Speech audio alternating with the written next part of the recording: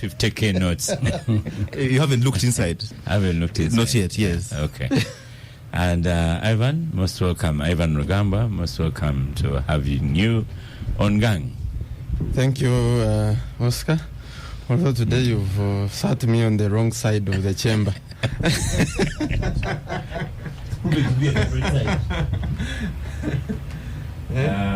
There's always a first time. So we start with a balaro issue in northern Uganda. So perhaps beginning with you, Simon Opoka. I don't know what's going on, because some people think the balaro shouldn't be in northern Uganda, and I think the ones who think it the most are actually people in northern Uganda. Then others think, how can you be limited about where to go if you live in Uganda? Yeah. So let's start with a little bit of a background. Thank you so much. It's also a pleasure that I'm meeting Ivan after a very long time. We shared a lot in the civil society space, which I left and went into coffee, and the other is politics. Do you have a new pickup as well? Assuming so. Simon, do you have a new pickup as well, or he has really gone past you? I need to be very close to Ivan so that my status changes. It is the coffee farmers, incidentally, who are in vogue. Okay. Okay. One of these days we are going to discuss that 7 billion. Is it 7 or 37 billion? Largely, I'm a worker of the small farmer society around East Africa, and I worked as a M&E for coffee farmers in Rwanda, Burundi, and Uganda. At that time, under the parent organization of that owns Yugakoff, Sukafina. Okay. So on the balalo question, one, there is a lot of myth in terms of this current information and the outcry, balalo everywhere. However, context to it is that the question of balalo is not a recent question and is not specific to Acholi. About 10 years ago, we had when Teso people were making noise, and whoever is in the bracket of who is who in Teso was up at arms. And remember at that time... was it against balalo or against Karamojong? Yes, against balalo settling around the shores of Kyoga. And I remember the Mike Musa Chwero around immediately after the LRA and had formed the Arrow Boys. And I remember Amuka later. After that, there was also an issue of police beating up people who had taken the law in their hands to chase the balalo after the Amuka, which was a militia formed of the locals to resist the LRA expansion into Teso and Lango. And we know these images. And the issue is not specific to right to own land or movement of citizens and to settle anywhere. It has a context. This particular one in Acholi, we started hearing this issue in 2012. At the time that the deputy IGP, AIGP I think, Grace Turia, yes, when he was commanding the eviction of the people of Apa. Actually, the first encounter that had bullets fired to disperse Acholis were that the Acholi being evicted in Apa. When they returned to their places, they met balalo hiding in a place where their hearts are being touched. And then they were told, there is a commander from Kampala. He seems to be part of these people. Let's go and face him. And unknowingly, AIGP Grace was faced by hundreds of Acholi with the sum of the balalo cattle. And that's when the APA became a bloody thing up to now. So that is the first fear people had, that you're evicting us, but people were replacing us as herdsmen from across West Nile. After that, we remember that there is a time that the president actually ordered the military, even offered gunships, to make sure no Mulalo is left anywhere in Acholi. That was towards 2016, and the time that you remember AIGP Kaiura and IGP Kale Kaiura during his time, the president of Uganda ordered all the field forces he could marshal, and all the balalo were actually extracted from Acholi. And since then, there was an order that no Mulalo goes back to Acholi, no truck is to ferry any animal. Even some of us, including myself, that had bought some animals to take to Acholi, it was a long process through the district veterinary officer, the GISO, DISO, for anybody to take a truckload of animals. Then all of a sudden, the president issues executive order number 3 about customary land, and that is when, in reply, the Balalo approached General Caleb to look into that matter, and in Puron they set up a base where every Acholi with knowledge of cultural land was summoned, including Minister Hilary Onek, to explain why we can't, as Acholi, coexist with Balalo. And that was in resistance to the executive order number 3. Now, it is then that the issue of fencing land, that to prevent Balalo's animals from straying into people's garden, that actually gave the magnitude of how much land and how much incursion and how much cultural interaction, conflict was baying underneath. Because when the Balalo started fencing their land, that's when miles and miles of stretches of swath of land you couldn't pass. And yet this is a community that Oscar's land, if you have a wood lot, I would harvest for fuel. The streams where we collect water, normally near an anthill, the natural streams, was owned by nobody. The natural streams that flow towards Achua and any other tributaries were open for anybody's animal to graze. In some of this land, NGOs that tried to resettle people after IDP camps had sunk boreholes, and from then on, you couldn't access it.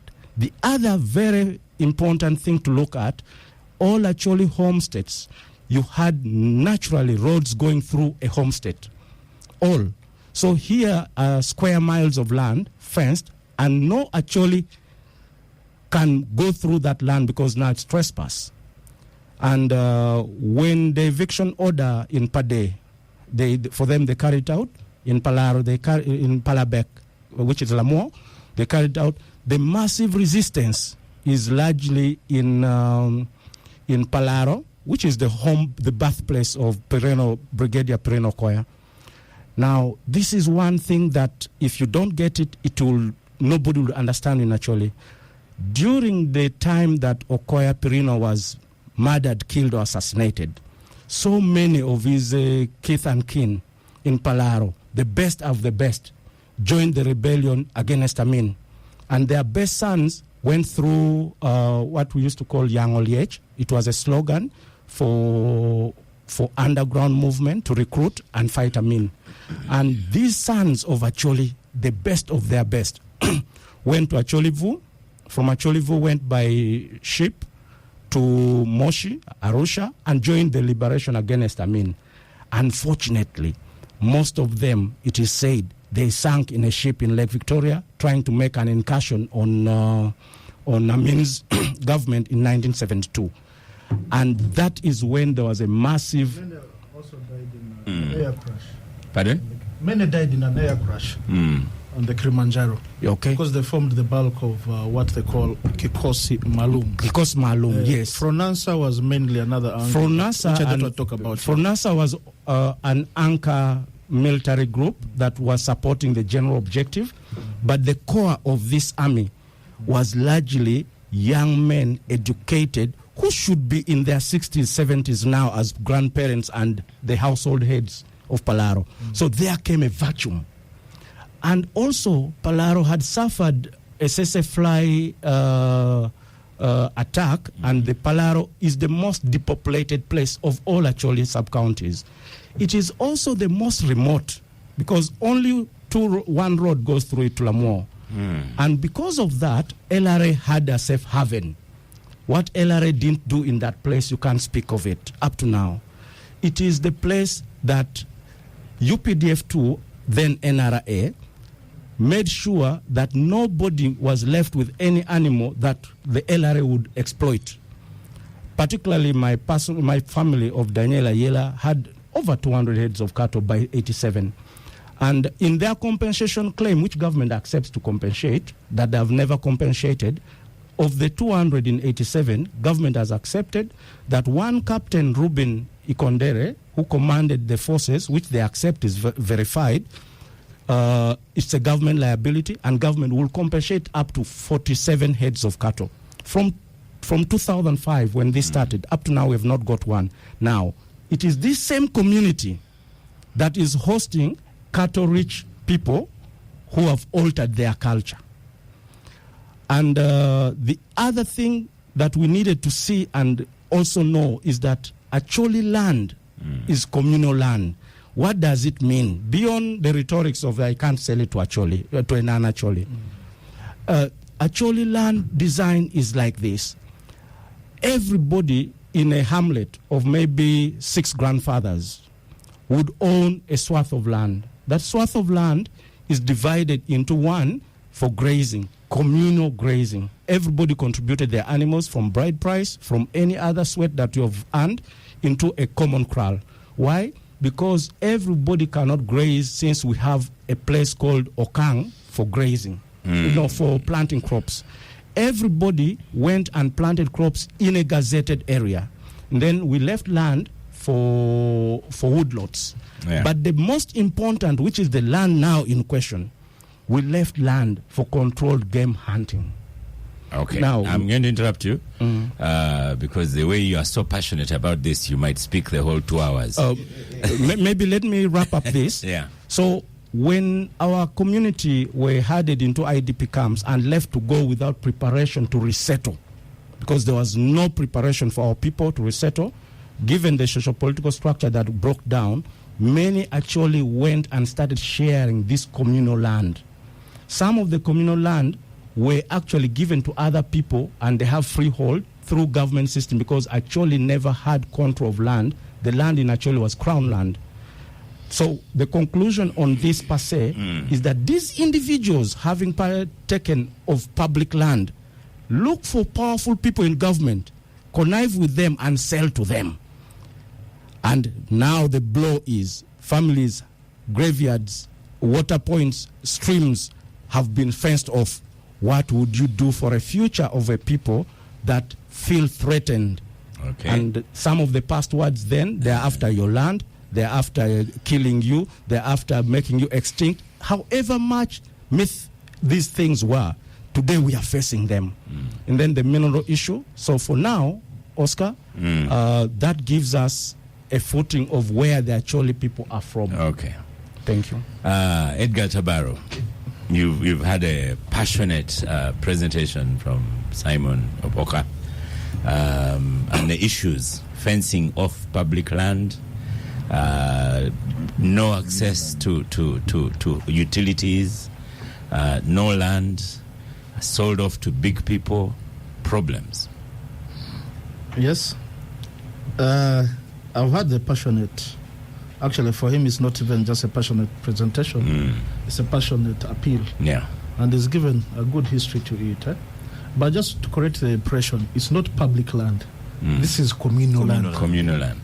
Now, as he's told you, he's talked of... There's a difference between public land and very communal much so. Very much so. Apart public from land, you lawyers, the two lawyers... Public land is controlled by the Uganda Land Commission. Now, for the Acholi... there are some peculiarities about the Acholi culture. And he's talked of ancestry to up to 6 grandparents. Yeah, that would Hamlet. be okay. In Uganda, that would be like a Runyiriri. Yes. Or Runyiriri. Runyiriri. And this was very critical, even in Uganda. But I think the the challenge that we have upon us is that in 1997, 1998, if you recall, Moses Byaruhanga was one of the outspoken persons on the issue of the Land Act. If you remember the passing of the Land Act and the debates that ensued. Now, everything that we are talking about, everything touching on the land in Acholi is addressed in that act. If you were to implement the letter and spirit of that act, believe me, we wouldn't be having these kind of discussions. Malcolm, the Land Act, Malcolm, Tunom Kunzi, Tunom Kunzi, his late father, Tunom Kunzi, was actually the architect of the Land Act. In 1993, he undertook a study that gave the impetus and direction for reforming land in Uganda, and in particular to address the pitfalls of the 1975 land decree. However, the way Mr. Tunom Kunzi was what is, for lack of a better description, was a Mutevireist. And Mutevireism was about neoliberalism, neoliberal reforms. So they looked at land, not just they looked at land from the capitalistic. Yeah. And Kisamba Mugerwa does make a very good case study for incorporating these land tenure systems in economic planning. Now that was where the dichotomy arose, that the Land Act looks at individual ownership. However, it does make exceptions on one, access, land use, and management. Now, as far as he's talked about access to hunting grounds, access to water sources, he's talked of access to pastures. And I'm coming to that. Now, I also want to address a misnomer. Balaro is a derogatory term. Balaro is actually a class issue.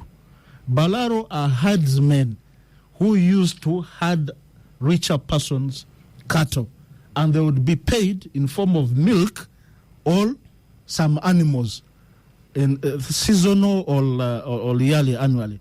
Now, calling every pastoralist a Mulalo is a misnomer and in fact an insult. It used to be an insult, no longer an insult. No, in Buganda, no. Believe me, one of us here is from a cattle keeping corridor. I doubt he would be very comfortable if you described him as a Mulalo. The president himself describes them as well.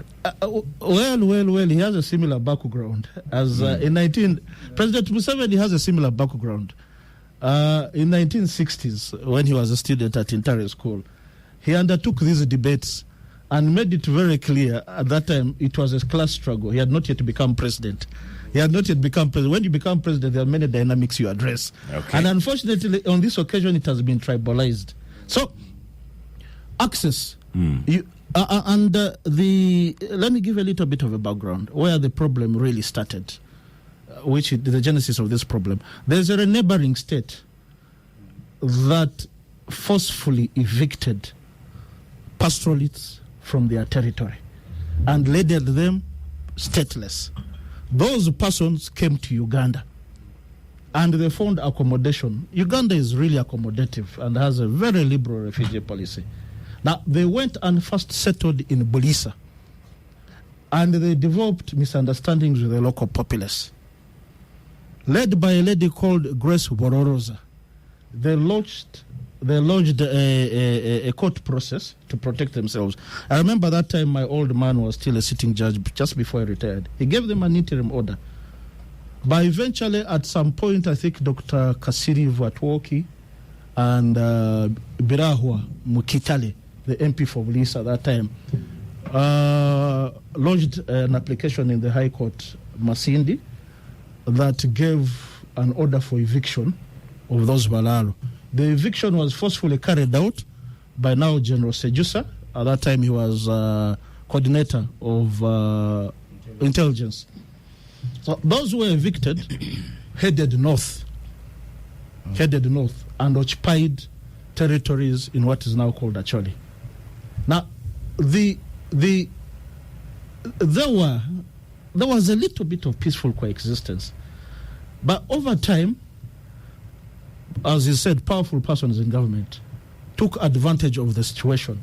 Now, with connivance with LCs, Gisos, broken families, RDCs, and of course broken families. And not persons coming purporting to be heads of clans or sub-clans. Remember, there was the effective presence of the state had been affected by the insurgency that had gone on for about 2 decades. And the socio-political structure had broken down because these people in IDP camps. We had even, to the extent that we even had teenage-led families. The heads of the families had passed on and didn't have that historical background to access ownership and use of land.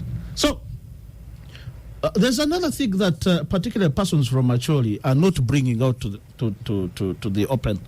They are elite Acholi themselves who have grabbed this land. I don't want to mention names, but they've grabbed land as much as 30 square miles. Honestly with you. Continue, it's okay.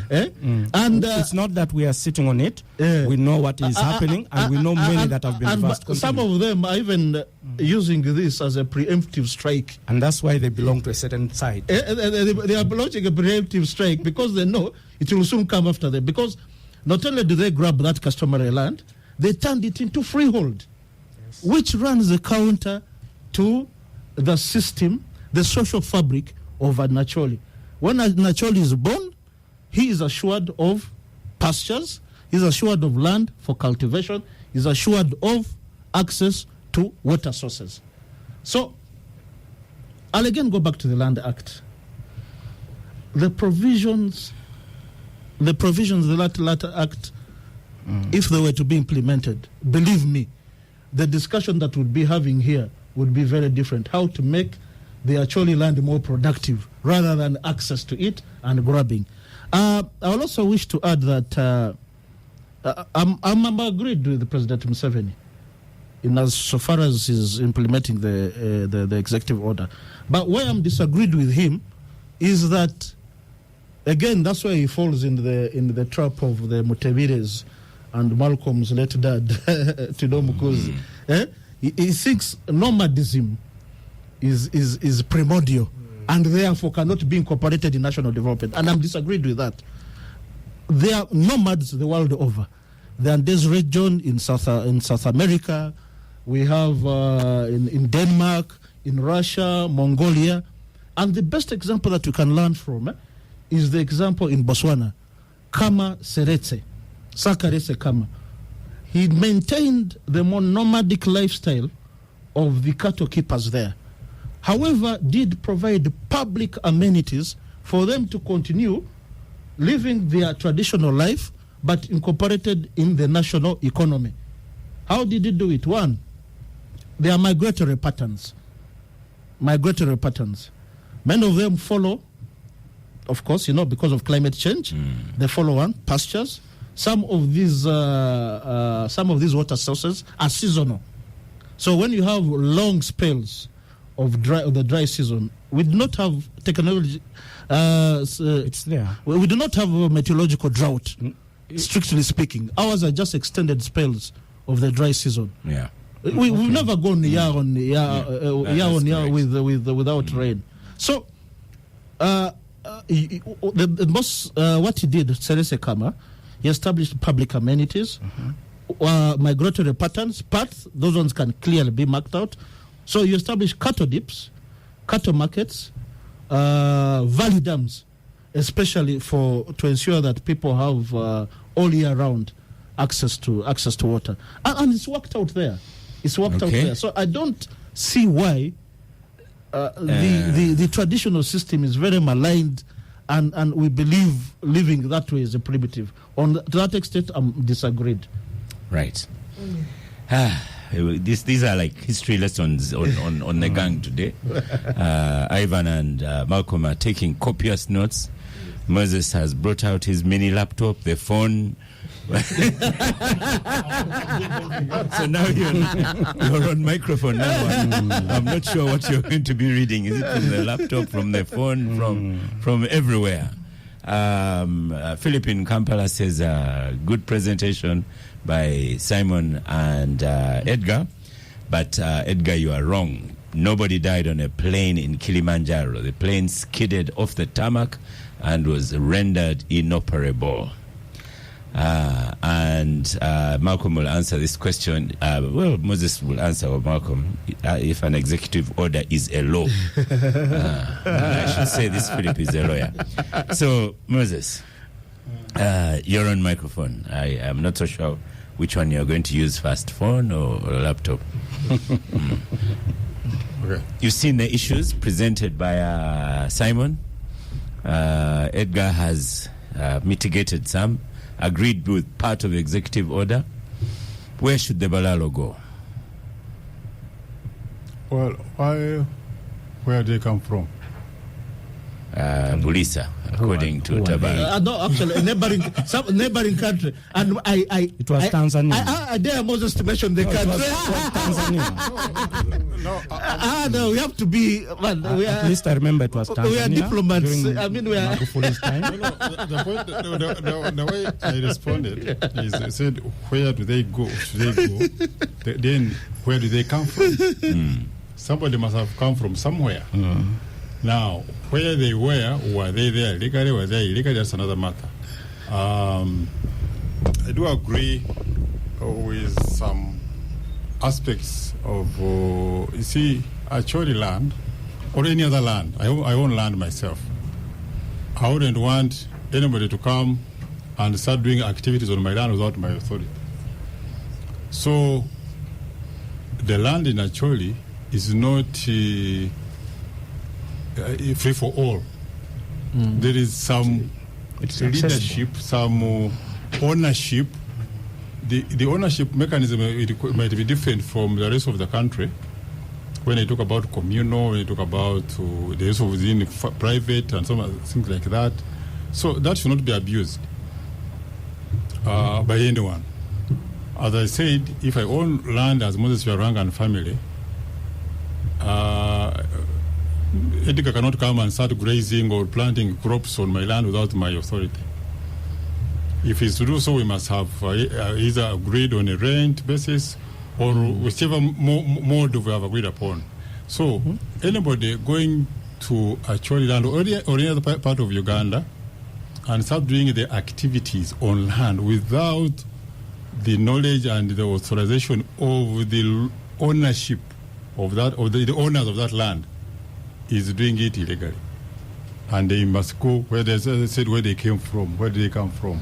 If you say you came from a neighboring country, are you citizens of that neighboring country? In which case you are non-Ugandans? Or had you also gone there for the same purpose? You are Ugandans, but you had also gone there just for nomadic grazing. I disagree with Edgar when he says nomadism can be a form of development. It's very tricky. I said incorporated. You see, the Mutabiri is also. Whichever way you tell me, because you see, because especially because see, somewhere somehow there must be ownership of land. Now, if you're going to say a nomad, if it is a nomadism within the community, like Mr. Poka was explaining, that they actually have their grazing land. That form of grazing within Acholi is nomadism. There's no doubt about it. Because nobody is saying this is my own, I can go and graze anywhere within that bit of it and come back. That's nomadism within the Acholi land, within the people who own that land communally. That's for me, it's okay. But I don't come here and go to somewhere in Ruwero and say because I'm a nomad, I start grazing anywhere. That would be wrong. That would be wrong. But if the way that Acholi graze in the communal way of ownership of land is nomadism, and that one I wouldn't have a problem with it because that's how they have been doing it. The way the Karamojongo do it, now Karamoja is still nomadic, it is accepted. But if somebody comes from here, from when they go to taste, so that's when it is annoying. Yeah, because it is not their land. that is Teso land, and they are owners of that land in Teso, either individually or as a group and so forth. So those who are there on just they went to look for. By the way, that northern Uganda has very good grazing land.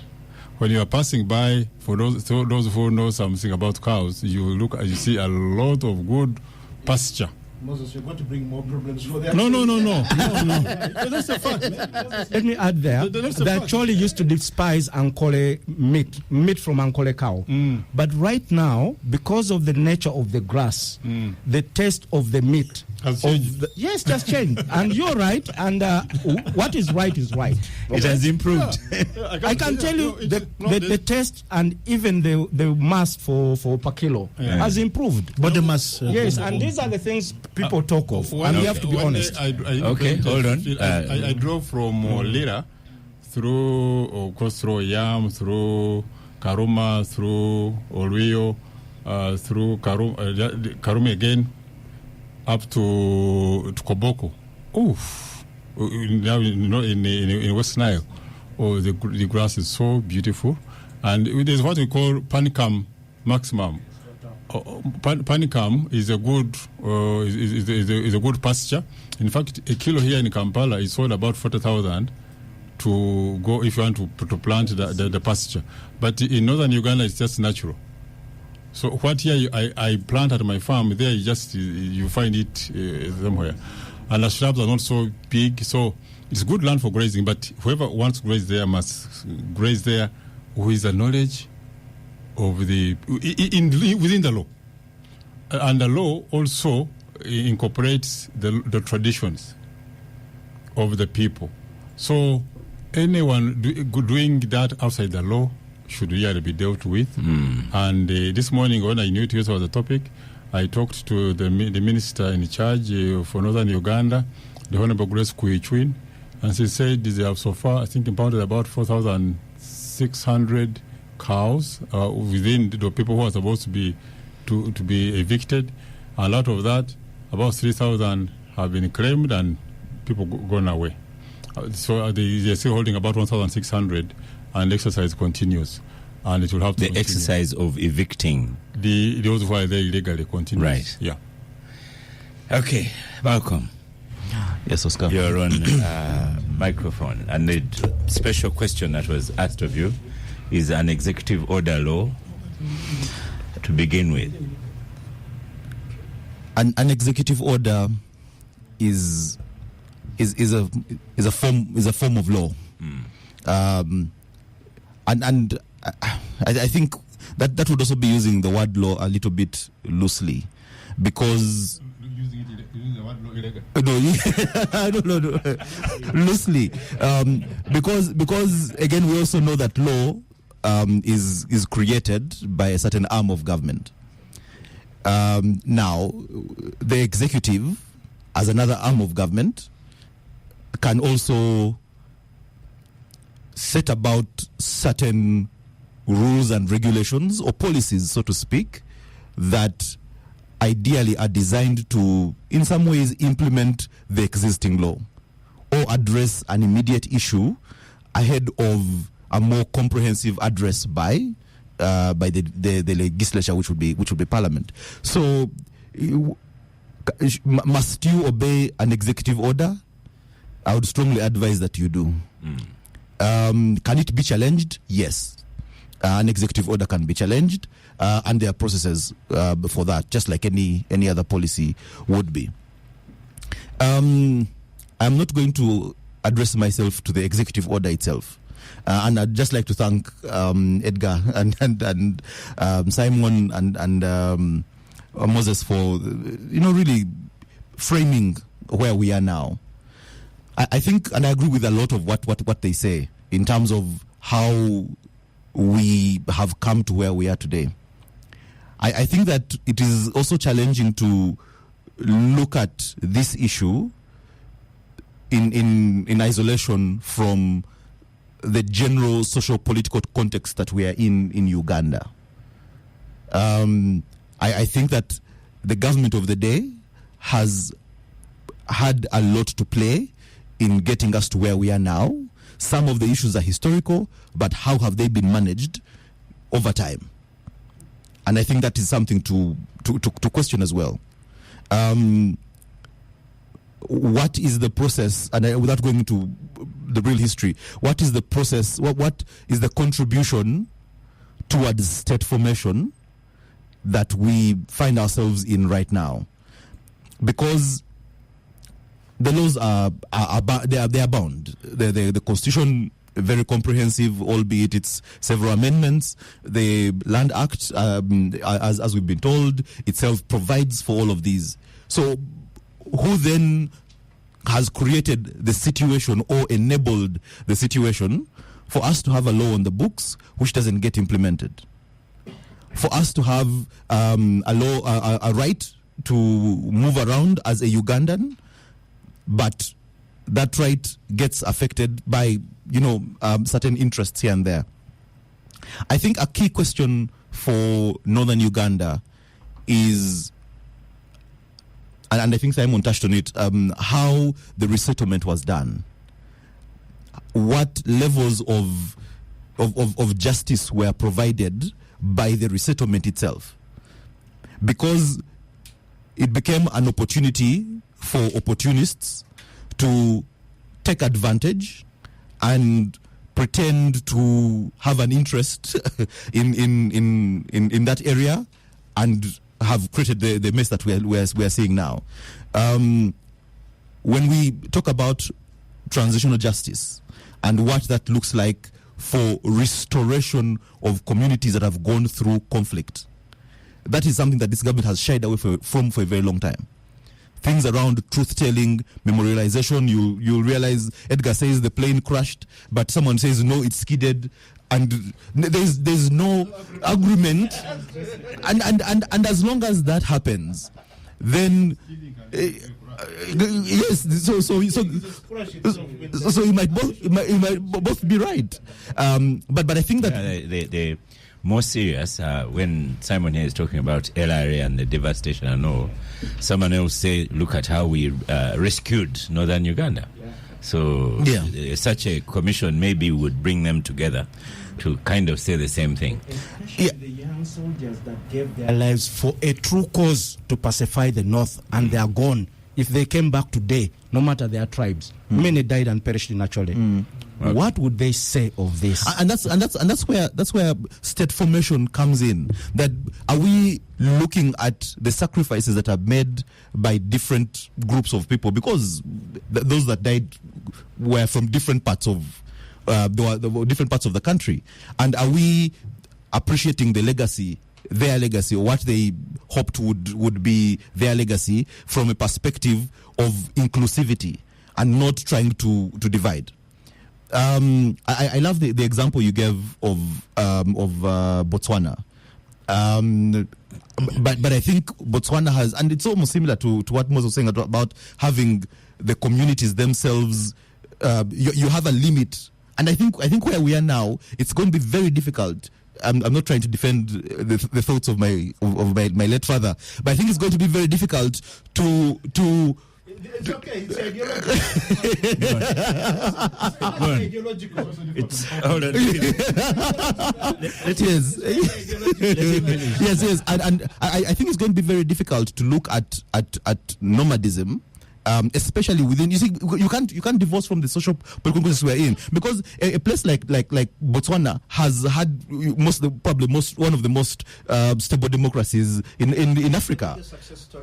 So when you have a stable democracy like that, you don't have LRA as the LRA insurgency as a factor in this issue. Then there is a nuance that comes in there. You talk about the Danish; they for intents and purposes a welfare state, and that too plays into how they are able to accommodate. Now, in a country like Uganda, where we are very, very far from state formation, very, very far from being one nation. From a nation state building. So now, that has always been President Museveni's argument. But the reason why how do we say there? Keep around. But he has failed to get us there in 40 years. Maybe the next 10 will be the magic ones. But how do we get there?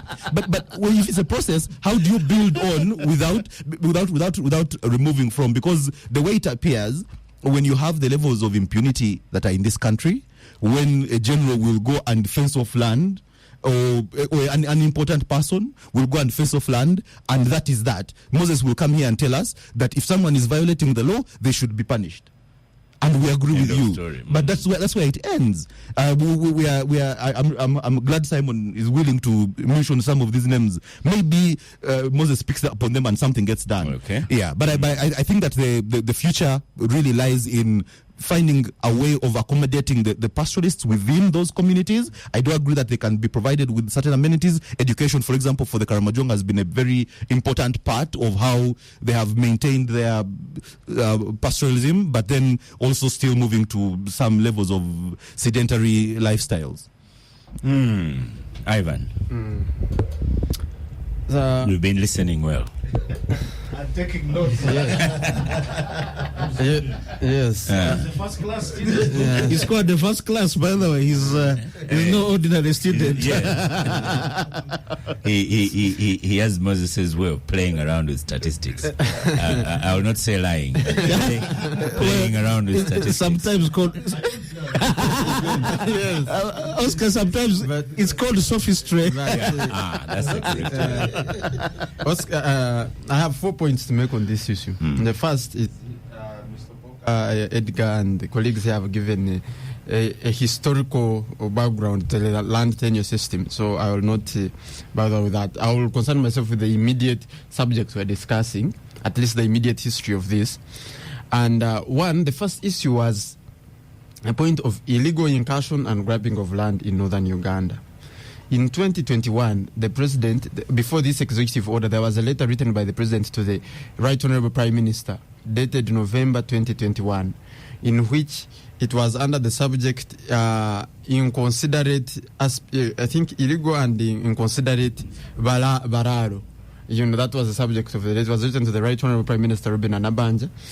And the conclusive part of that letter was there was a committee led by General David Mhozi, the current state minister.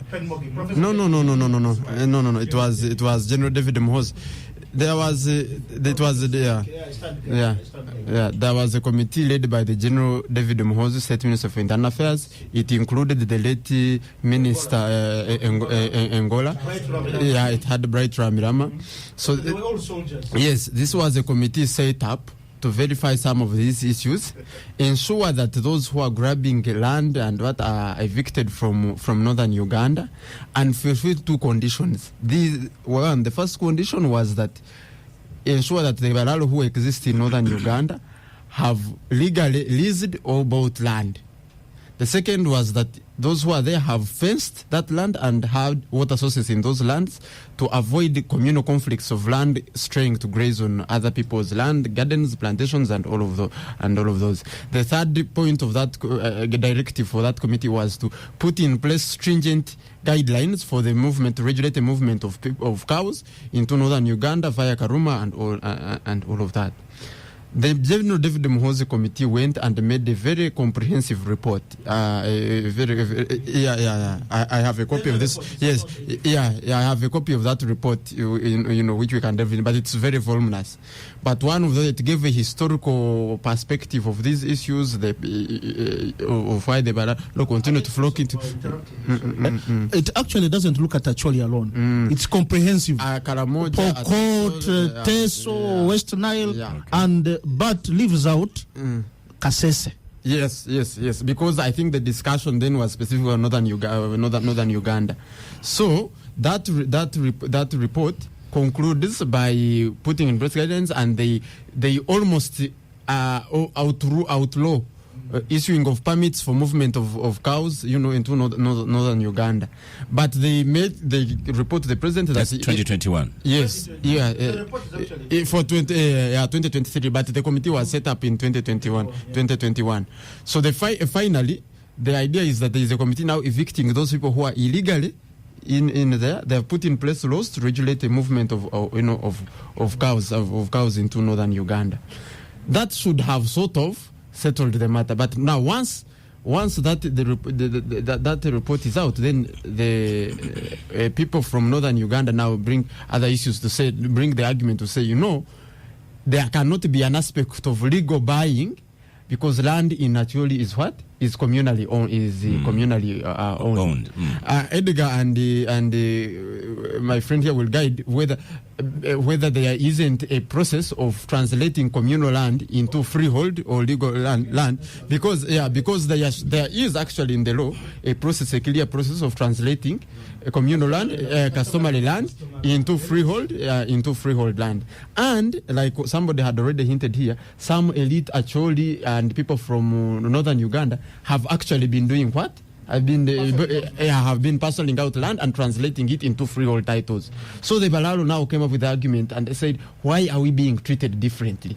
Because now the argument of land being communal or customary is no longer standing, because it is not it is no longer a tenure system. It becomes an issue. Moreover, Oscar, what complicates matters is that there are non-Ugandans, foreigners who have come, parceled out land for investment, who are existing in northern Uganda. We know about the attack sugar project. We have many other projects where investors have come, bought land in Acholi, and are using it for production. So the Balalos are asking, are there different land tenure systems for different categories of people? One for a local Acholi, the second for Valalo, and the third for non-Ugandan investors in northern Uganda. Are there 3 land tenure systems in Acholi? That is the second point. The third point, Oscar, is the issue of fencing. Opoka here gave a good perspective, because land in Acholi is historically not fenced or gazetted in that. It was usually boundaries were guided by physical features. Okay, but I think actually, yes, but I think I stop there. Okay, but I think as other regions of the country came to a fencing, Acholi has been at the tail end of this transition into using now the formal features of H1. Exactly. Just put H1. Yes, but I think now as other regions of the country have come to fencing and all, Acholi has been at the tail end of this transition into this modern day fencing. So conclude for now. I'm concluding. So when the Balaro started this fencing, as Opoka claimed, they started gazetting water sources. Yes, they started now gazetting these valleys, these traditional landmarks, and all of this, which became a source of problems. But that traditional fencing of the Acholi also had issues. It was a source of boundary contestations between the upper land conflict and many of these issues, because the boundaries with the function of memory of some of the elders, of physical features, which of course as time goes and development on the land emerges, these traditional boundaries start to get blood. Finally, my final point is, land now, land issue now has become a political and cultural issue rather than an economic factor of production, as we should know it.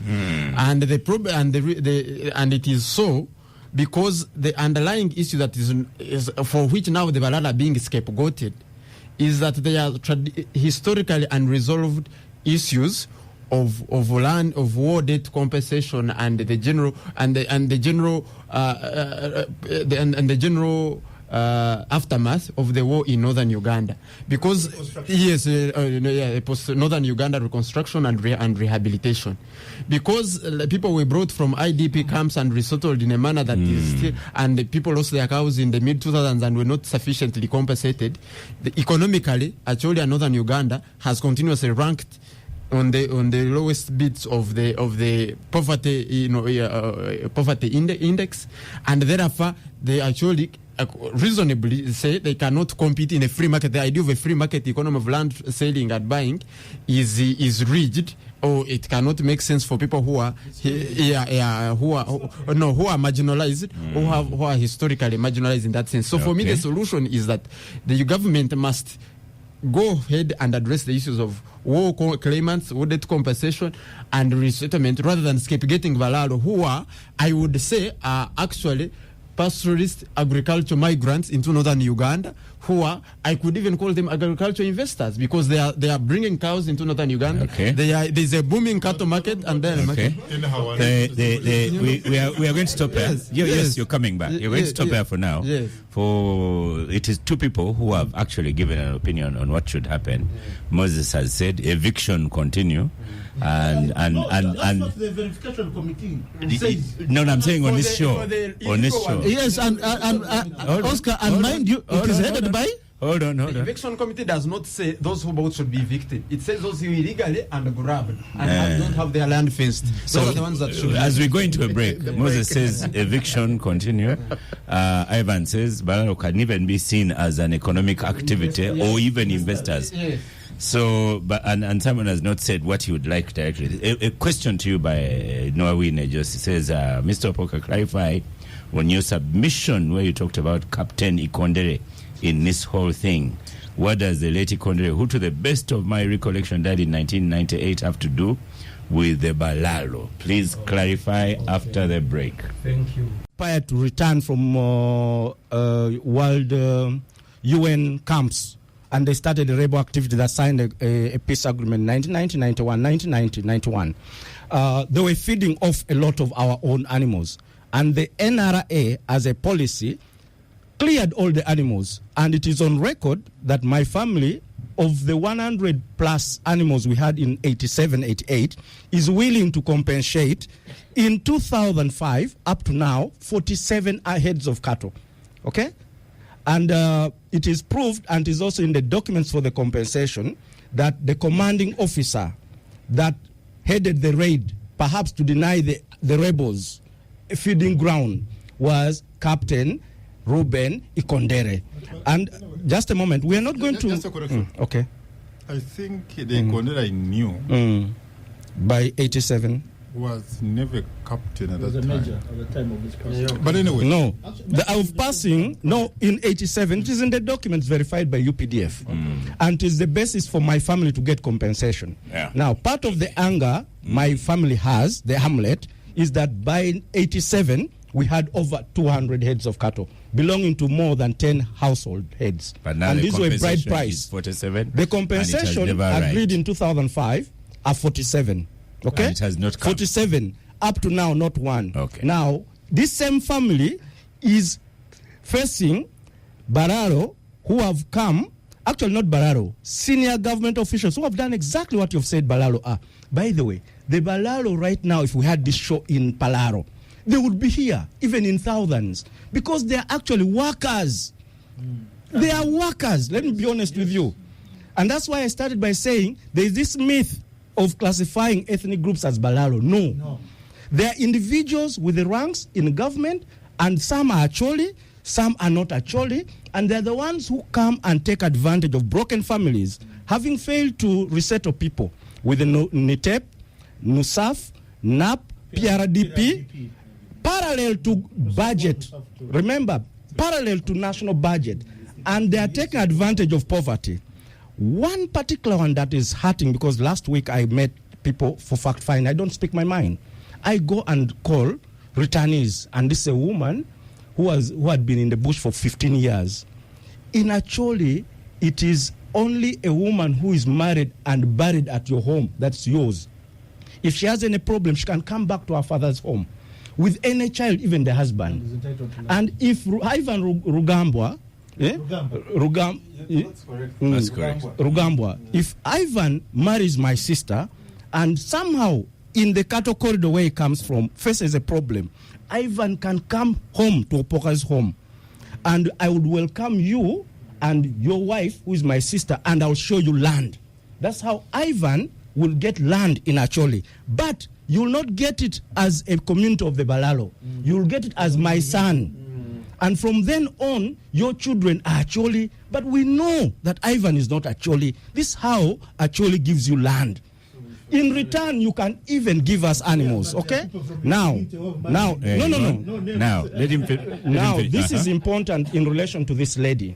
This lady was abducted, spent 15 years, came back with the children. She has failed. She has refused to tell us the father, okay? Because of trauma. Perhaps she doesn't know, she knows. Now, she knows her father's land is her refuge, her safety net, and the hamlets give us psychosocial support and cushion. Comes back, and the man who has brought Balalo only wants to know, who is Opora Simon? I am the son of Pilipo. Pilipo is Philip. Okay, you're the son of Pilipo, you're the firstborn? Oh, in our culture, you're the one who is the heir. So they deal with me. And out of some reasons, I sell the land to them. Now, immediately I have sold the land. And you're faced off. The community comes and says, Rugambwa Ivan. Remember, Simon could have been a son of a daughter. Says, we gave you land so that you take care of our progeny, our grandchildren. Like we gave you land in trust. In trust. You're holding it. One, here's the graves of the dead. And we bury the dead who have died naturally in our compound. The dead who have died violently, we bury you away, facing away, so that you go and seek your own justice because we believe you are alive. Okay? Secondly, we have cultural sites there. There's what we call Wankach. And every place in Acholi, when you see 2-3 mango trees, that was a homestead. If you have bad luck and you're losing lives there, you move, but you don't unearth, you don't excavate, you don't remove the graves. Now, some of the Balalo are saying, we don't want your... It's called Malalo in Uganda. The graveyards. They are even paying this person who has sold the thing illegally to remove graves. That is a whole history gone. And yet I could... One of your own. One of your own has... There is what they call criminal liability, right? And responsibilities, right? One of your own has been involved in exhuming persons. Edgar, first, don't let him lose this line. Because, like you said, there are challenges everywhere. But this is at a community level. Yeah. We are talking at that ethnic level and the systemic. Now, in Pade, in 2017, this brings in 2 soldiers. There's one gentleman called Tumusime, comes and hires land given to a husband to a daughter in the home at 7 million. Later on, there are documents that come. He has bought it at 700 million shillings. They add zero. So is this documented somewhere? It is. I don't want. I can. Is this in a report? I don't want now more calls. No, it is in a report. They are verifiable. There are reports, and there's even a petition to ministers of internal affairs, of lands, and everything. It's documented. Okay. Now, this particular person in this land where he had actually paid as rent or hire turns it into a forgery, has bought, brings in hundreds of heads of cattle. The community walks to this fellow. Who are these people? We gave you this land in trust, and you are in Lamogi clan as our own son. Why did you give away? The man says, no, they only came here for a few years and they're leaving. And then the man says, no, we bought. And that's how they end up with the local leadership. Guess who comes up as the owner, calling, influence peddling? Please, Mayor of Pade Town Council, it is me, it is my thing. That's when they ran to their fellow son, who's a general. They ran to Lokech and said, Lokech, can you compensate this man? And they evict the animals and kill even some. This is the same man who locates to Atiak. You get it? And in Atiak, he has 8,000 acres of land. So Simon, let's stop there. We will stop there, and I want to ask you questions. Put number 1, 2, 3, 4. What should happen in your opinion? One, using very short sentences. One, in very short sentences, when the peace talks of Juba took place, it was the best opportunity for government to listen to a more systemic issue concerning the Acholi. And, so government should listen to. There is the comprehensive permanent solutions to the LRA and the war in the north. That document, I'm sure it's accessible. That document, if implemented vis-a-vis the Land Act, part of our issues of safety would be sorted. Because Number two. The second thing is about war victim compensation remedies. So we lost human resource. Uppsala University or Study on Africa estimates 15,000 young people are either dead or missing, unaccounted for from that region. Okay. It is only those who come back alive that are given a certificate, given a bicycle and a mattress, who go back home. The ones whom we have lost, nobody has talked about. Number then three. the cattle compensation, which cattle was our wealth. Even Which if is it also is 47 heads, deliver it. Actually, let's not go there because it is a kind of what? Worms. But do the compensation. Do the compensation. Is there number 4? Number 4 is actually go back to get everybody who has bought land in Acholi, private, whether you're Acholi or you're non-Acholi, get them out and take case by case. Okay. And finally, I needed to correct an impression. I'm secretary of one of the sugarcane outgrowers. Atiak Sugar did not buy land. Atiak Sugar leased land. And that land belongs to the John Omaya, 25,000 acres. Their plan is to expand to 60,000 acres. And they leased at just €4. €4 an acre. You get it? And the reason why government is pumping in... Just a moment. Yeah. No, don't go there, Ivan. The reason why government is pumping money is that people who are affected by the war were listed as beneficiaries. Unfortunately, they are not at the forefront of benefiting because it is heavily mechanized and have been pushed out. Over 10 years now, nobody has hardly got 1% of the promised change. So government should take this seriously. Pause on this now. Thank you. I'll let you give conclusion. Moses, you. Yeah, I wanted to make some comments. First of all, government has taken rehabilitation of northern Uganda seriously over the years. I think the question also should be, maybe now, through NUSAF 1, NUSAF 2, NUSAF 3, PRDP 1, PRDP 2, PRDP was the Peace and Reconstruction Plan. Government gave special attention to northern Uganda, and in all these programs, our government has spent 4 trillion in a period of about 20 years in northern Uganda. Northern Uganda, that is Lango, Acholi, West Nile, and Teso. It's true, as Ivan said, the northern Uganda still lags behind in terms of poverty indices. I think now there has been a discussion. Should we go for a NUSAF but focusing this mainly on incomes? Because the other ones were mainly on infrastructure. And if today you compare the northern Uganda with the rest of the country in terms of schools at parish level, at secondary, at sub-county level, health center 3s, northern Uganda beats the rest of the country. Even road infrastructure. Yeah. No, it's not debatable. I know it. I know it for the fact. Because of those programs, there was some success story about it. So, but also, we also need Simon, be careful. Moses can tell you how many kilometers are in Acholi. The ones that have. I know it. So the amount I'm talking about is true. The 4 trillion government has spent over the years is true. It's 4, and then we're now been talking about to do another program, but specifically focusing on homestead incomes, on top of what your PDM is doing. Now, but also we also need to know within Acholi, forget about this incursion of the balaro.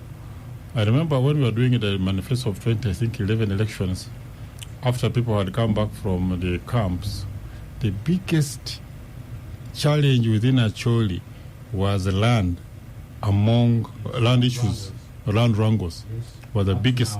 Up to now, it's still there. Because of the selling. The problem is No. Hold on, you're not on micro. Let Moses finish. Part of the issue was, here is Opoka, who's maybe, and somebody, let me not use Opoka, his parents died when they were in the camps. It was maybe born in the council, where in the council when very young. Now, coming back to where the family was, another family has already claimed that piece of land. So the internal land wrangles were still, and I think they're still there. They need to be sorted. It has not a look at the balaro inversion as if inside it's okay. There's a problem. We need to be sorted within Acholi itself. Thirdly, I think Acholi also have to bear in mind the customary ownership of land in Acholi as exhibited today is what happened elsewhere in the country. There's no exception. There is a time of transition. This question of, I remember one time talking to Honorable Mara Tubo then about land ownership. And they said, no, but for us in Lango, because of the population, every land now, is owned by an individual. You can identify this one who owns this piece of land. And this will happen naturally, and they should be prepared for it to happen.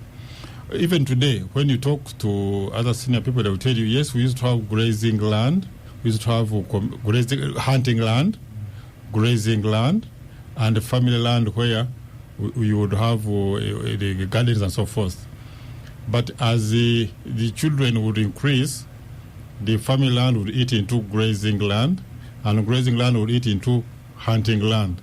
And in most places now, hunting land is lost. It's no longer there because it has been eaten into by the grazing land, and the process will continue. So we should be prepared that the individual ownership of land it will take place like it has happened elsewhere in Uganda and in the world, and be prepared for it. Okay. But it's a question of people taking, as I said earlier, coming and said I can graze freely here. Or I can grab. And a grab that should be done away with. Okay. In fact, in the last meeting the president held with the leaders from Acholi was to do what some of the things Simon talked about, what should be done. Said even those who say they acquired land, they bought or they leased, there should be a committee. We agreed on a committee of 10 people to verify. You, Ivan, you say you got land from Opoka. Was Opoka authorized to sell to you? Did he have the cultural authority? Thank you, Moses. To sell to you or not? Now, that committee has not yet been set up, but it's going to be set up and do the verification for those who say, I'm here legally, but we find out you are legal. Okay. Thank you. Malcolm, 2 minutes on this one. Thank you, Oscar. And listening to all the presentations, I think for me the most important bit that seemed to have been missed out was because it feels from most statistics that the assumption was that you can throw money at this problem and it will go away, and they are trying to do the same with the NUSAF, the possible NUSAF for throw money into households and maybe it will go away. Had there been a more deliberate social, because when I talk about transitional justice again, about issues around truth-telling and communal healing, that's how you settle the society before you bring the money in. Because when the money comes in and you have a divided society, then you're just going to disintegrate it further. When the investors, the cattle investors come in and they find a disintegrated community, then they're going to take advantage of them. So the vulnerabilities and challenges that the communities faced because of the war, and that's why I was insisting again that you can't look at this issue and do like for like with any other place, because there are certain nuances in there that speak to specific challenges that need to be considered for us to be able to arrive at a lasting solution. Okay, Ivan, Ochom here tells you only capitalists like Ivan Rugambwa will front the convenient argument of conversion of customary to freehold land. Like Edgar Tabaro told you, this is an ideological issue, an affront on indigenous customs and attempts to subject people to the thieving free market. A strong comment. I'm surprised. He's making a departure from his. Yeah, you go to the microphone. Incidentally, Edward Acholi is my friend, so I'm not sure he so he knows. That's why you he put the question mark. He put the question mark on capitalist. Yeah. So, but the core of my argument here was that let's debate this issue honestly. Let cattle keep migrants or who are being derogatory referred to as balaro be scapegoated. Let them not be scapegoated for a problem that the government, that is the government's primary responsibility to fix. In northern Uganda. Yes, let not the balaro continuously be scapegoated for a problem that is the central government's responsibility to fix. To fix, because these executive orders are just short-term fixes, pouring water on a furnace that will not, embers of furnace that will not get out easily. The real problem is, look, what Moses has just said and what acknowledges is that this idea, this economic movement and migration of capital and goods will happen in every part of the country. It will transform traditional ways of livelihood and modes of existence. People will come to purchase land. There are no longer people who are static in their own original places of birth. Balaro have moved. The Acholi themselves during the war migrated to Bunyoro. They had land in Masindi. They did business in Kiriandongo. That had a ripple effect in the prices of land, in the cost of land. That is what is happening in Kiriandongo. In Kiriandongo in 2007, an acre of land was about 1.5 to 2 million. Now it is about 5 million. I'm sure since the balaro started moving into northern Uganda, land which was being bought at 500,000 shillings now is going to about 2 million or what? Okay. Yeah. But thank yes, you. But thank you, Ivan. Progressively, it will get better. But the northern Acholi, Langi, and the other people need to be supported to economically be able to compete in a free market economy for the. Thank you, Ivan. Let's have Simon back. Before I will not let you conclude, Simon. Edgar can conclude on this topic. No, that's okay. My concern are basic principles. Go to the microphone. My concern are basic principles. Like Ivan proudly says, is a capitalist. I'm a center-right ideologist. The first thing that we need in this is human dignity. You cannot devalue human dignity to a price to the highest bidder. You can't. The second issue I want to raise is social justice. For all that has happened, it is in the hands and within the docket of government to deliver social justice for the community. We can't run away and pitch people against balaro. The other issue is solidarity. Can you prove to Acholi people whose people, alarmed early, started war and started killing us? And they were saying there is a scheme, and now we are facing things that look like the people who killed us were right. Can you stand with the people and show solidarity? Otherwise, there is nothing called balaro. They are owners of this land. They are known. Their names are there. Balaro are their workers. And the balaro have brought in antisocial behavior, which we shall talk to them. And we sit up to LC1 level. But the owners who have bought this land don't come for our meetings. And they travel at night. And they ship their animals after fattening them to Uganda, Egypt food processing plant, where others are not allowed around Nakasongola. Yes. No, just a moment. You're concluding. I'm an owner in that. But you're going to speak last. No. Get this. Get this. You see, Simon, in a short program like this, it's a short program. You can't make accusations. When No, it's not accusation. So, otherwise, not accusation. What I'm saying, there is an opportunity for anyone who has a ranch or can supply. But it seems the current justice system and the lack of solidarity favors those who can actually bid and win the bid and fatten their animals. It's a social claim. Conclusion. Edgar Tabar. Thank you so much. Okay, now I just need to create the impression that there's an opportunity later. yes, no. Actually, Egypt, Egypt, Uganda security. No, the one in Bombo is not functional. The one you're referring to is Pearl Meat Industries in Mulengera.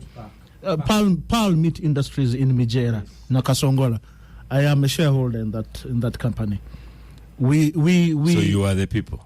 He's a capitalist. No, I'm a center right. I'm a center right like him. I'm a center right like him. Yeah. The opportunities are very welcome from anybody. Yeah. No. Let me tell you, we are a diversity. We're a diversity company. It's actually the majority shareholder is a Sudanese, former vice president of Khartoum, Mubarak El Mahdi. You know the Malhab El Mahdi family is the majority shareholder. I and two other gentlemen, one called Justice Karhanga and Edwin Tavaro, are the Ugandan shareholders. But this is not what I've been talking about. You say no.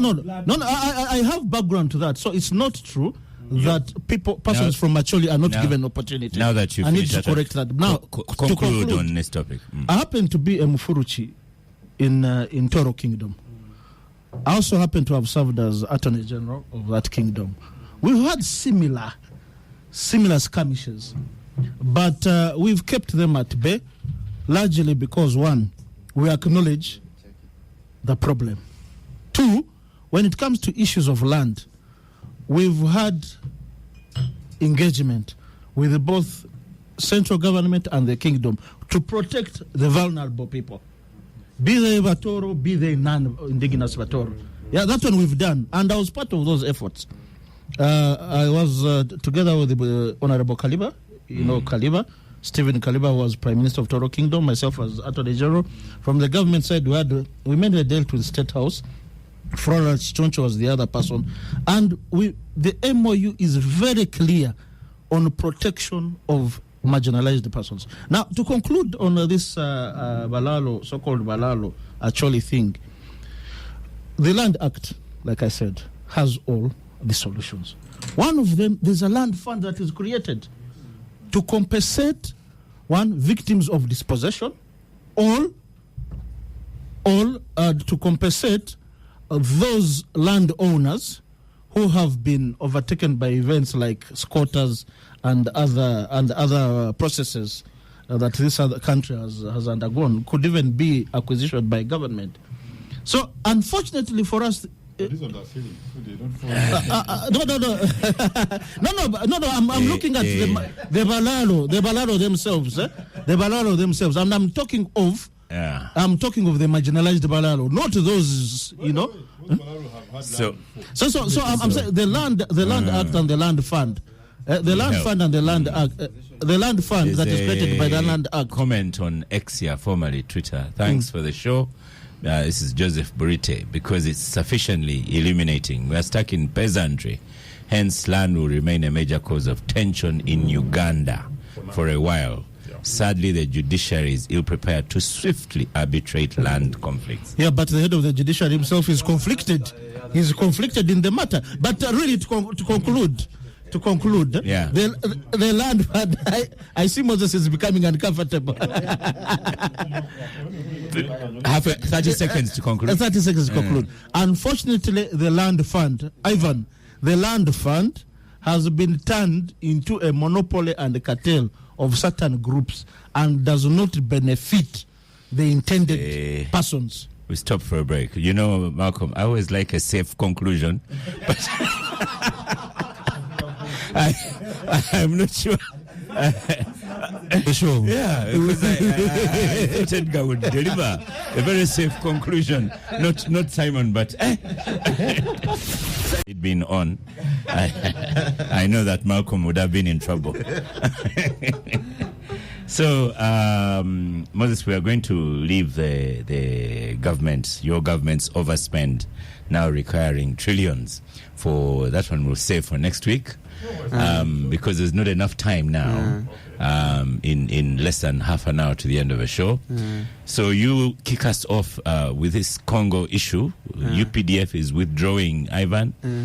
And yet Congo has sent out many support services, but they have an election coming up. But for UPDF, have we achieved what we wanted? You have hit the nail on the head with the election aspect. The other Tabaro was here the other week teaching us about the troubles in DRC. Every election, the winning ticket for the government that takes over the reins in Kinshasa is a ticket of belligerence against foreign elements, and usually foreign elements is always usually called for Rwandan involvement, and to an extent Ugandan involvement in Eastern DRC. And so this is a campaign model. Yeah, you had recently very unfortunate remarks where the president of Congo actually compared the President Kagame to Hitler. So they are in full-blown campaign mode. But also it is a convenient escapist argument, because you see, for centuries since independence, you can't be a country and say forever you will continue to blame your problems on your neighboring states. So what is your responsibility? The responsibility is, there is one of my favorite lines. I think it was in President Obama's inauguration speech in 2008. I think it was along the lines of, for those who blame us for issues here and there, know that your country will judge you for what you can achieve, for what you can do, and not for how you can conveniently explain what is not, what is not working. So the Eastern DRC problem will not rest, because you see the understanding before Uganda went in as part of the East African Standby Force. Uganda had secured a special bilateral arrangement for Operation Suja. I am yet to know whether all those have now gotten out, or whether it is that one still remains. The operation issue, Operation Suja is not affected. That's good to know, because the specific purpose of Operation Suja was to deal with the ADF, secure Uganda's infrastructure investment and operations in Eastern DR Congo, and secure that trade route that opens the Goma and Eastern DRC markets to Ugandan trade. That mission will continue, and I am glad to know that the East African Uganda has withdrawn as a part of the East African Standby Force. That is a problem for Congo. I don't think that Uganda or Kenya or any other East African countries had any special interest by deploying in the mission. It was out of Pan-African solidarity to secure the Congolese territory and rid it of the insecurity elements that have continued to be a fermenting ground for broader regional insecurity. So that mission unfortunately has been terminated. I think now the Congolese government has allied with Burundi. The Burundian forces have reintegrated. They are the ones who are staying only, and I think there are conversations about the Southern African bloc deploying into Congo. But that historically has always been the problem. In 1997, 1996, the same thing happened here. Uganda and Rwanda, initially, and after that, the Zimbabweans and the South Africans and the Tanzanians now come to fight the East Africans, Uganda, and Rwanda, which are all just repetitive cycles and symptoms of a state, incapable of exerting the full authority over its vast territory. Ivan is saying things Moses wouldn't say. Even if you challenge him, Edgar. So there are things I also wouldn't be able to say, because I've been subject of missives between heads of state on these matters, so I don't know what latitude I have. Maybe I'll learn from my elder. He can. No, you're the one on microphone now. So. He will whisper to me what I. But right from the word go. It was mission impossible for the East African Regional Forces deployment. I don't know what I can say on air and not say on air, but I'll try to be as diplomatic as possible, because I don't want to escalate tensions further. We have a young lawyer here. She's not here today. She uses much stronger words, especially when talking about UPDF. I'm aware, but you see, I'm 47 years now, so I can't be as reckless as a young lawyer. There's much to protect between all of us and between these states. 47, you're a young man. Yeah, but I'm at my prime. So I'll use I'll use reference to the word, the term elephant in the room.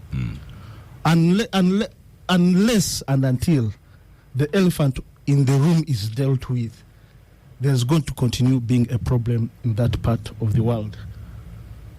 But the elephant in the room, I'm being diplomatic, Ivan. You're a journalist and you have background to diplomacy. So the elephant in the room runs what they call a Lebsaram policy. Lebsaram policy is basically a predatory economy that lives off other economies or natural resources of another economy. That white elephant, in their thinking, rightly or wrongly, the economy cannot survive without having access to the mineral resources of the DRC. Now, all these other things are really side shows.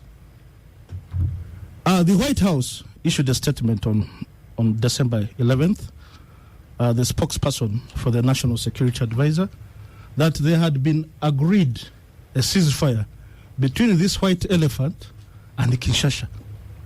They've not mentioned the rebel groups, the white elephant and Kinshasa. A what? A ceasefire. One, to permit exiting of the what? Of the forces. Two, to allow elections be held in that part of the country. Because there's been an apprehension that we will not have elections in that part of the country. Previously, in the last election, no elections were conducted in that part of the country, by the way. I hope you people are aware. No elections were conducted in the Kivus. So, this white elephant uses the aspect of ethnicity to play out as a credit in the bank. It's like an overdraft that they run every time. And mind you, this white elephant has been permitted on 4 occasions access to that territory to flush out the persons who are perceived to be their enemies.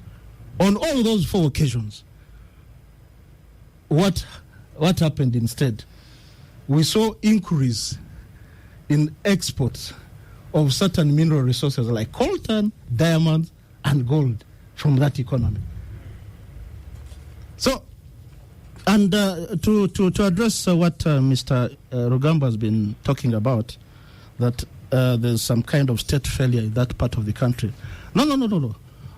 Eastern DRC went into a state of, it fell into statelessness because of Mobutu policies 46 years ago in 1977, when there was a coup attempt against him.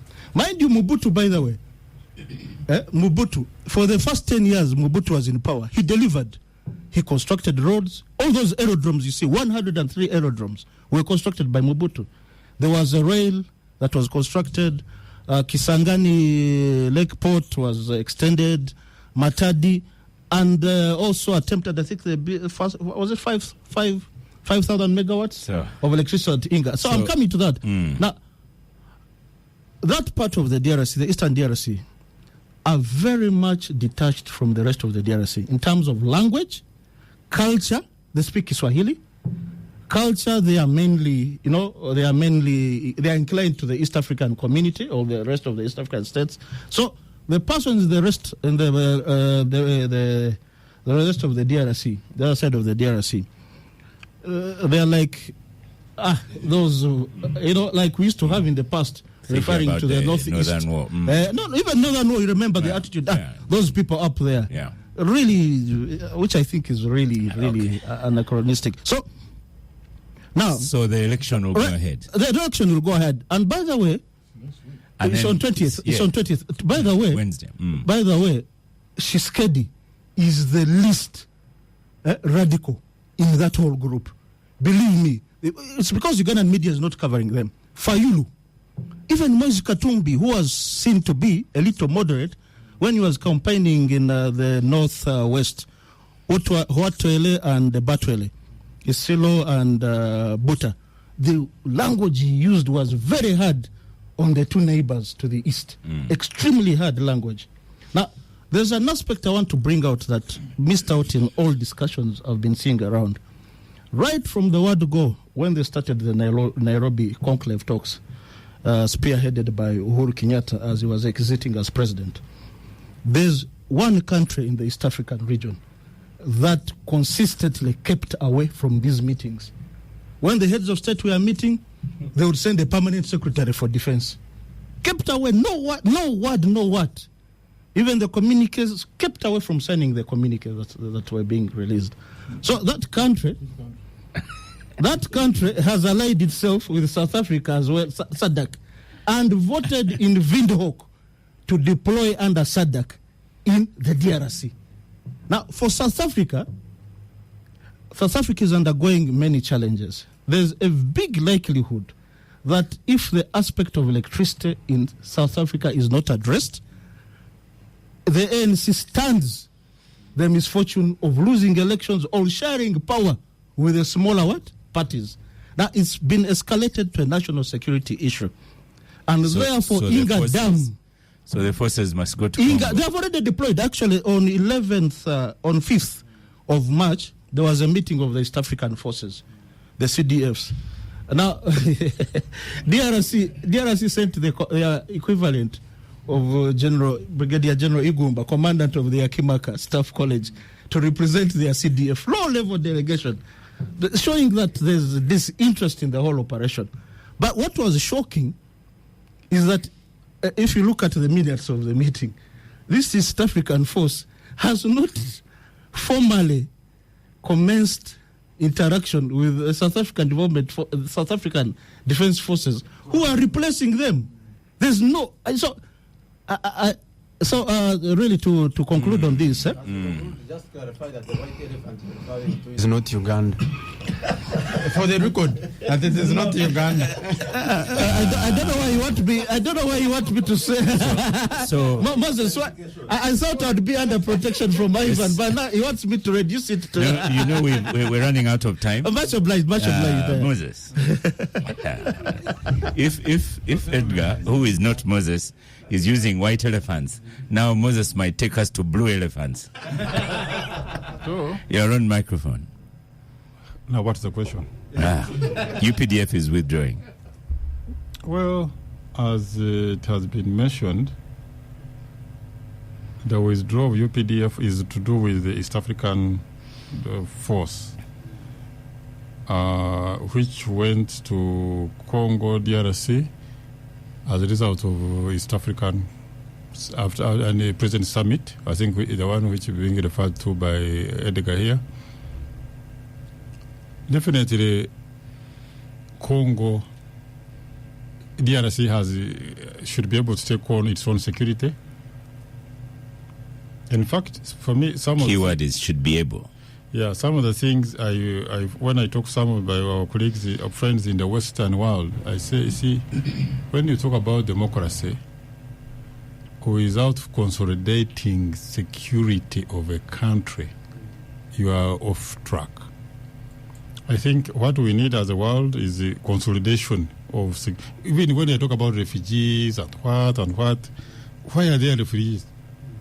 Refugees are there because of failure to handle state. Because the role of the state is to ensure territorial integrity, territorial security in your own country. If you fail to do that, that is the basic you can do for your country. So it's important for the East Africa had come up to help Congo secure its own territory. If the DRC says we no longer need you, we need another person, it's fine. There's no problem. But they must, whoever comes president after the elections, must work towards ensuring that the Congo DRC has a force to be able to ensure security in their own country.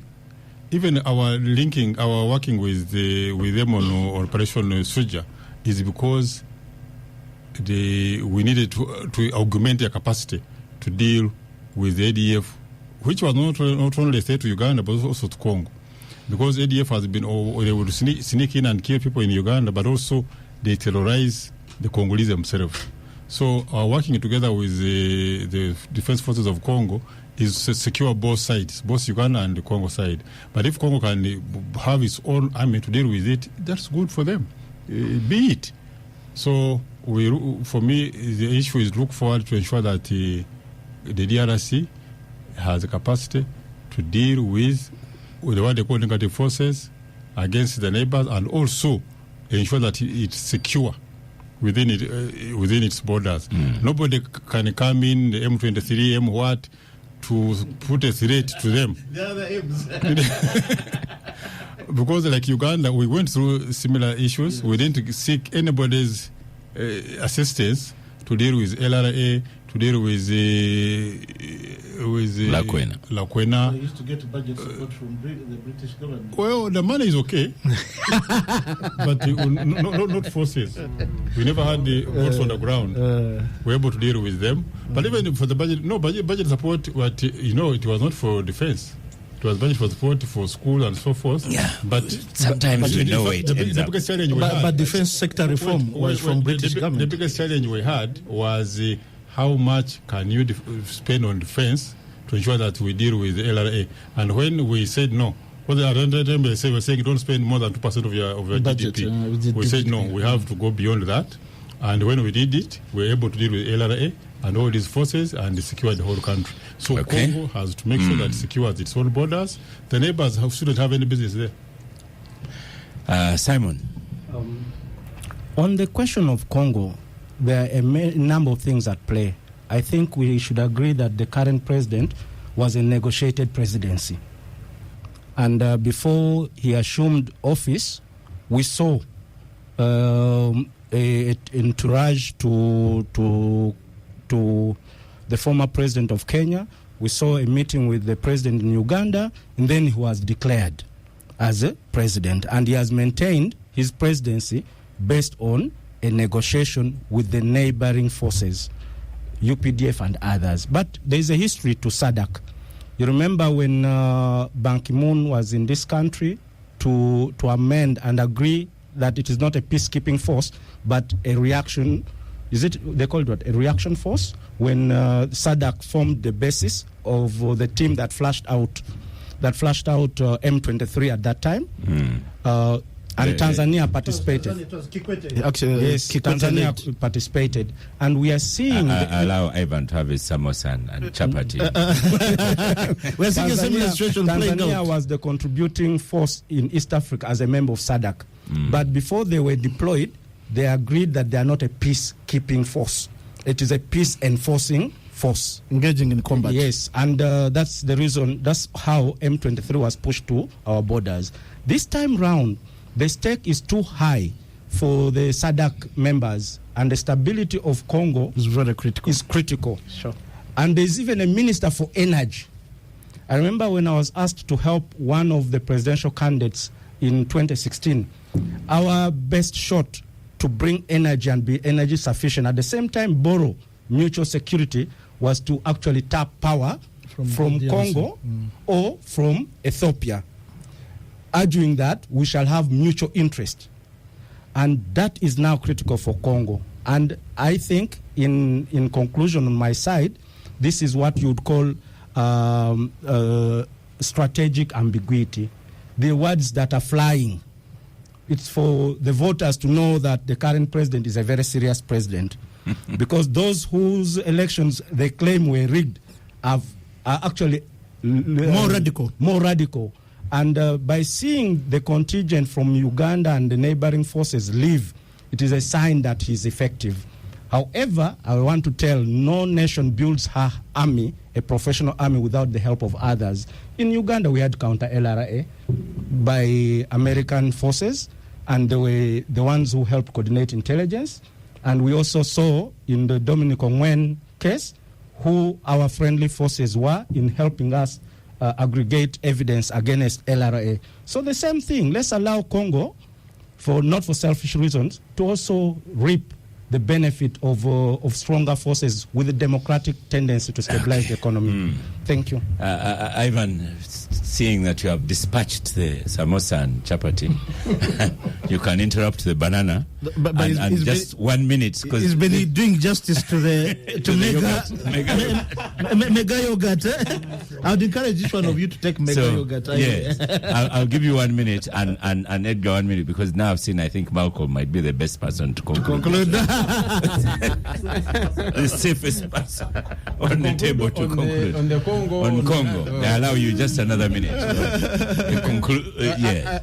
For me, I think that for Congo, for Uganda, the primary interest of Uganda is to secure that border and that trade route. You know, with the skirmishes, with the tension with Rwanda in 2019 for the last period. Border in Western Uganda, yes, and the trade route in Northwest Goma, Uganda. Eastern, really to the trade route that leads Uganda to the Eastern DRC market. That is the strategic and the security component and the trade considerations are the strategic interest of Uganda in this. And to the extent that the operation Shuja continues, then for us, we do not have, I assume, at least the Ugandan state police does not have issue with the Congo's decision to say on the East African standby force leave, as long as this relationship, continues. Okay. Yeah. Edgar, your 1 minute. Yeah, I did author an essay that was published, I think, in the Sunday Monitor of Jan 2022. The title is Balkanization, Dialogue and Conflict Transformation in the DRC. The salient features of that essay are that many of the attempts at addressing conflict in the DRC are the usual copy and paste: disarmament, demobilization, resettlement. Now, after resettlement, what next? Many of these militia forces in the Eastern DRC are composed of mainly mercenaries and soldiers of fortune. The life of a mercenary, the life of a soldier of fortune is more profitable than returning to normal life. So unless and until that dynamic is addressed, peace shall continue eluding us in that part of the DRC. Very lastly, when you introduce the aspect of secession, I heard Betera Bisimwa. I have avoided mentioning names. On this occasion, I'm mentioning that name. The head of the M23 talked about secession of the Kivu from the rest of the DRC. I can't imagine anything more. I don't want to use adjectives on air, but I mean, the Rwandaphone, so-called Kinyarwanda-speaking people in the Kivus are the minority. They are Bashi, they are Nandes, they are Bafulero, who are not necessarily Kinyarwanda-speaking people. Now, when you talk about Balkanization, when you talk about secession in the DRC, which is also supported by that white elephant, that white elephant. Problems. I know that's why you're saying it's not safe for me to I'll let Malcolm come in. Now, once you start talking about secession in the DRC, it reignites memories of the Katanga attempt at secession. And once you talk about secession of the DRC, it will have a ripple effect on the rest of Africa. Remember, Angola has similar issues over the what? Cabinda enclave. So, by all means, believe me, the South African development community is going to stand with Kinshasa. So East African community has to wake up to that reality and deal with it. Thank you. Malcolm, the safest person to conclude. I'm hoping not to disappoint. Yes. Yeah, I think that the views shared are very illuminating.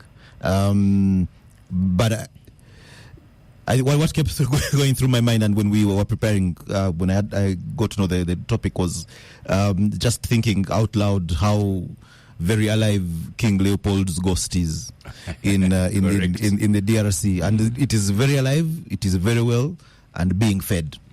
I don't know if it's the white elephant that is feeding it alone. I think two things. One is that, and I think Simon mentioned this, that it's a real hoodwink to think that by sending out troops of neighboring countries and your closest neighbors and bringing in far off neighbors from somewhere, you are going to convince voters that you're taking this relationship very seriously, when those neighbors have vested economic interests in that country.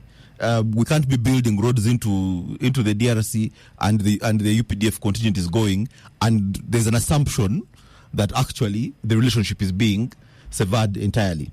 And I think Edgar mentions a very interesting point about the economic incentives for conflict to continue whether it is with the soldiers of fortune that he talks about, or with the white elephant that he has refused to mention. I think until those get addressed, it's almost a matter of wait and see, because come end of the elections, give it a year, UPDF is going to be back in there, and it will be business as usual. And maybe the budget here will talk about roads going there, and the benefit that we are going to get from there, and maybe there will be a supplementary budget to that as well. Safe enough. I didn't know you were such a coward. No, I like this. Sure to end well. He receives many phone calls after the show. No, but we're protected. We have my bigger brother, Moses Byaruhanga. So, thank you, listeners of Capital Gang. Thank you, Edgar Tabaro. Thank you, Simon Opoka. Yes, very, very illuminating today. Thank you, Ivan. Thank you, Malcolm. Thank you, Moses. Star Cafe, thank you very much for powering the gang. I think today the one who was shining the most must have been Ivan, because the sausages are few that have been left. Yes. Ivan did a passionate plea. Yes. And I am Oscar Semoyamsoke, and I shall see you next week. See you next week. See you next week. See you next week. See you next week. See you next week. See you next week. See you next week.